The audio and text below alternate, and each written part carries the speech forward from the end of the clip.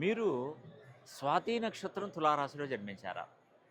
మీరు స్వాతి నక్షత్రం తులారాశిలో జన్మిస్తే 2026 సంవత్సరం నుండి 2034 సంవత్సరం వరకు మీకు అద్భుతమైనటువంటి యోగం కలగబోతుంది. నమస్తేనండి. నేను మీ రామకృష్ణ హాన్ ఆస్ట్రో న్యూమరాలజీని. అందరూ ఎలా ఉన్నారు? ఈరోజు అస్సాం రాష్ట్రంలో ఉన్నటువంటి కామాఖ్య టెంపుల్కి వచ్చానండి. అమ్మవారిని అర్ధరాత్రి 1 గంటకు వచ్చానండి. ఒక లైన్ ఉంది.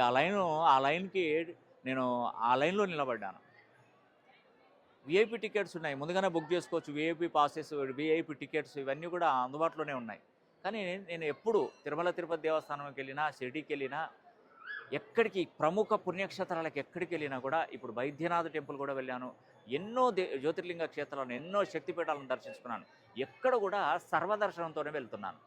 ఎందుకంటే ఒక సాధారణమైనటువంటి భక్తునిగానే నేను అమ్మవారిని దర్శించుకోవాలి. నాకు ఎలాంటి అవసరం లేదండి. ఎలాంటి విఐపి పాసెస్ అవసరం లేదు, ఎలాంటి డబ్బులు పెట్టడం అవసరం లేదు.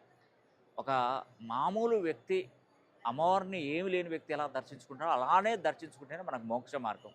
ఇది అక్షరాల నిజం. నేను అమ్మవారి సాక్షిగా చెప్తున్నాను. కాబట్టి మనం ఇన్ని గంటలు అమ్మవారి కోసం మేము వెయిట్ చేయలేమా? అంత మనకు తొందర ఏముంది? అంత బిజీగా మనం ఏం కాదు, అమ్మవారి కంటే మనకు ఎక్కువ ఇంకా.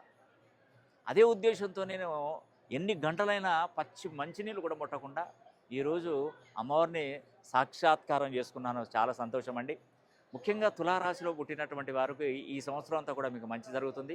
27వ తారీఖు 3వ నెల 2026 కలికల్మష నాశన మహామంత్ర హోమం జరిపిస్తున్నాను. ఖచ్చితంగా ఆ హోమం జరిపించుకునే బాధ్యత మీది. అత్యంత శక్తివంత మహిమలు గల కృష్ణమణిని మీకు అందజేస్తున్నాను. ఇంటి అవకాశాన్ని ప్రతి ఒక్కరూ సద్వినియోగం చేసుకోవాలి.